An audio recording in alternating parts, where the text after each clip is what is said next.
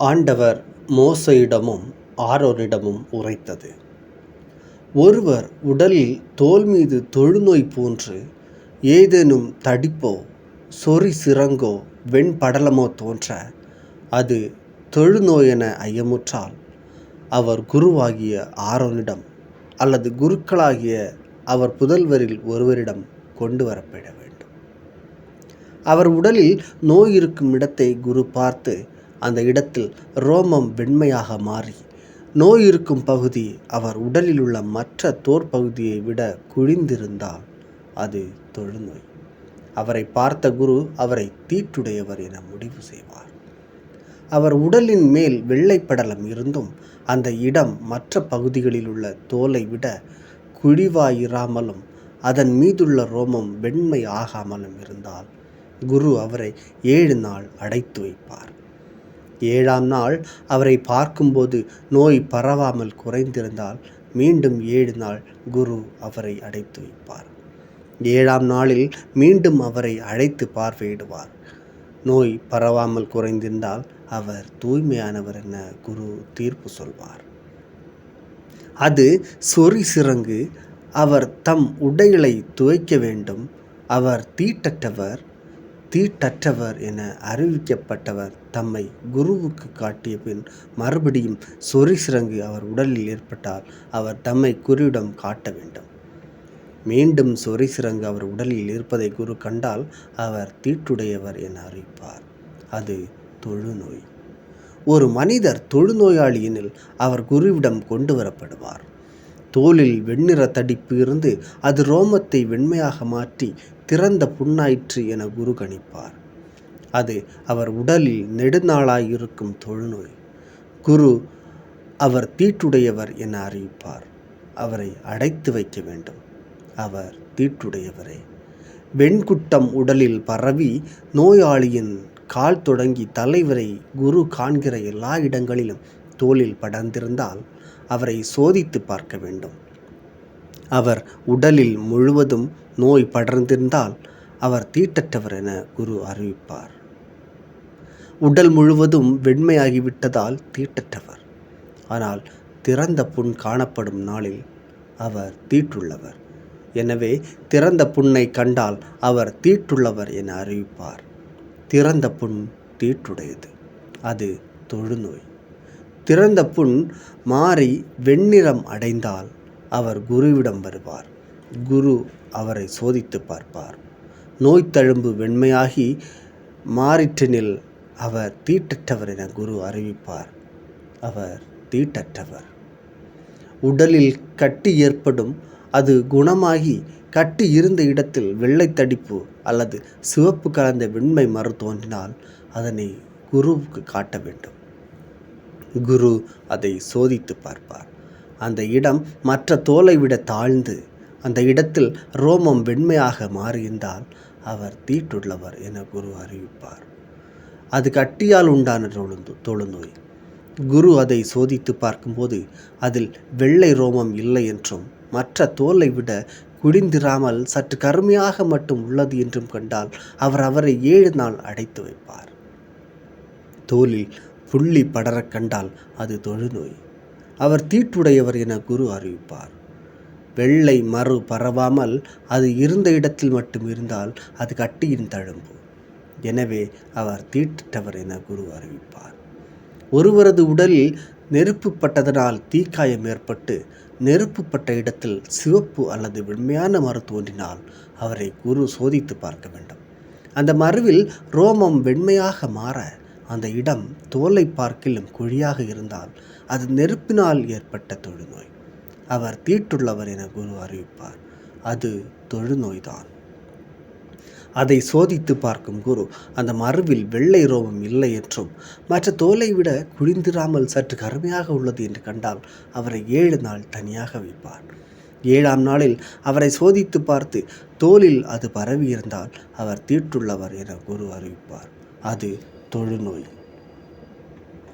மறு தோலில் பரவாமல் அவ்விடத்திலேயே சற்று கருமையாக இருந்தால் அது நெருப்பினால் ஏற்பட்ட தடிப்பு. அவர் தீட்டற்றவர் என குரு அறிவிப்பார். அது நெருப்பால் ஏற்பட்ட வடு. ஆணுக்கோ பெண்ணுக்கோ தலையிலோ தாடையிலோ நோய் ஏற்பட்டால் குரு அந்த நோயை சோதித்து பார்க்க வேண்டும். நோயுள்ள இடம் குழிவாயும் ரோமம் பொன்னிறமாகவும் குறைவாகவும் இருந்தால் தீட்டு என குரு அறிவிப்பார். அது தாடையிலோ தலையிலோ ஏற்படும் சொறி வகையான தொழுநோயாகும். குரு அதை சோதித்து பார்த்து அவ்விடத்தில் மற்ற தோலை விட குழிந்திராமல் கருப்பு ரோமம் இல்லை என்றால் குரு 7 நாள் அவரை தனியாக வைப்பார். 7ஆம் நாளில் அவரை குறி சோதித்து பார்ப்பார். அந்த சொறி படராமலும் அங்கு மஞ்சள் ரோமம் இல்லாமலும் மற்ற தோலை விட குழிவு இல்லாமலும் இருந்தால் அவர் சொறி இருக்கும் இடம் நீங்களாக மற்ற இடங்களை சிரைத்து கொள்வார். மீண்டும் குரு அவரை 7 நாள் தனியாக வைப்பார். 7ஆம் நாளில் குரு சோதித்து பார்க்கும்போது தோலில் சொறி பரவாமல் மற்ற தோலை விட குழிந்திராமல் இருந்தால் அவர் தீட்டற்றவர் என அறிவிப்பார். தம் ஆடைகளை துவைத்த பின் அவர் தூய்மையாவார். தூய்மையானவராக அறிவிக்கப்பட்ட பின் உடலில் சொறி படர்ந்தால் குரு அவரை சோதித்து பார்ப்பார். தோலில் சொறி பரவியிருந்தால் ரோமம் மஞ்சள் நிறமா என குரு பார்க்க தேவையில்லை. அவர் தீட்டுள்ளவர். சொறி குறைந்து அந்த இடத்தில் கருப்பு ரோமம் முளைத்ததெனில் சொறி குணமாயிற்று. அவர் தீட்டற்றவராயிருக்கிறார். அவர் தீட்டற்றவர் என குரு அறிவிப்பார். ஓர் ஆண் அல்லது பெண்ணின் உடலில் வெள்ளை புள்ளிகள் காணப்பட்டால் குரு சோதித்து பார்ப்பார். அவர்கள் மேல் தோலில் மங்கின வெண்ணிறத்தில் இருந்தால் அது தோலில் தோன்றுகிற வெள்ளை தேவல்.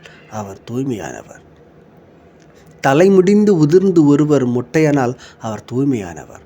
முன்புற தலைமுடி உதிர்ந்து அரை மொட்டையானால் அவரும் தூய்மையானவர்.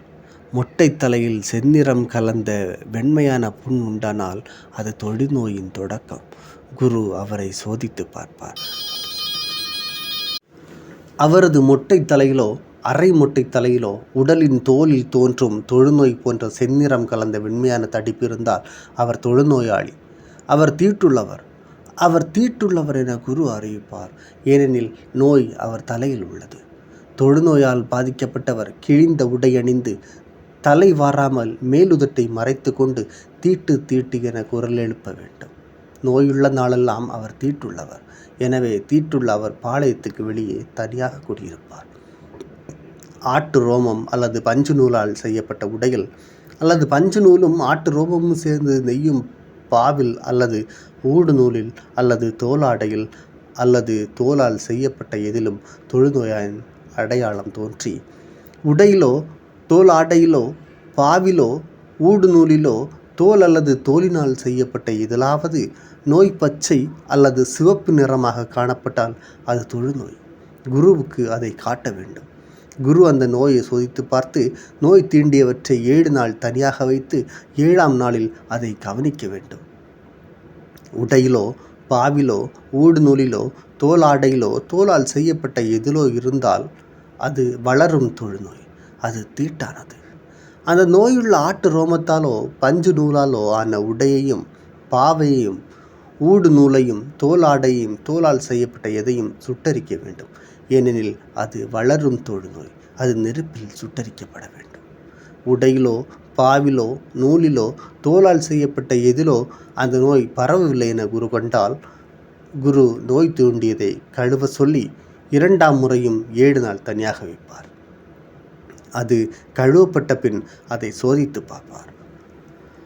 நோய் தீண்டிய பகுதி நோய் பரவாதிருக்கும் நிறம் மாறாதிருந்தால் அது தீட்டானது. அது உட்புறமும் இருந்தாலும் வெளிப்புறம் இருந்தாலும் அதை நீ நெருப்பில் சுட்டரிக்க வேண்டும். கழுவப்பட்ட பின் நோய் குறைந்து விட்டது என குரு கண்டால் அந்த பகுதியை உடையிலிருந்து தோலாடையிலிருந்து அல்லது பாவு அல்லது ஊடு நூலிலிருந்து கிழித்தெறிந்து விட வேண்டும். ஆடையிலோ பாவிலோ ஊடு நூலிலோ தோலால் செய்யப்பட்ட எதிலோ நோய் மீண்டும் காணப்படுமாயின் அது பரவும். எனவே நோய் தீண்டியதை நெருப்பில் எரிக்க வேண்டும். ஆடையோ பாவோ ஊடு நூலோ தோலால் செய்யப்பட்ட எதுவோ கழுவிய பின் அந்த நோய் நீங்கி போகும். 2ஆம் முறை கழுவிய பின் அது தூய்மையானதாகும். ஆட்டு ரோம உடை பஞ்சு நூலுடை பாவு ஊடு நூல் தோலால் செய்யப்பட்ட பை ஆகியவற்றுள் எதுவும் தீட்டுடையதா தீட்டற்றதா என அறிவிப்பதற்கு தொழுநோய் பற்றிய சட்டம் இதுவே.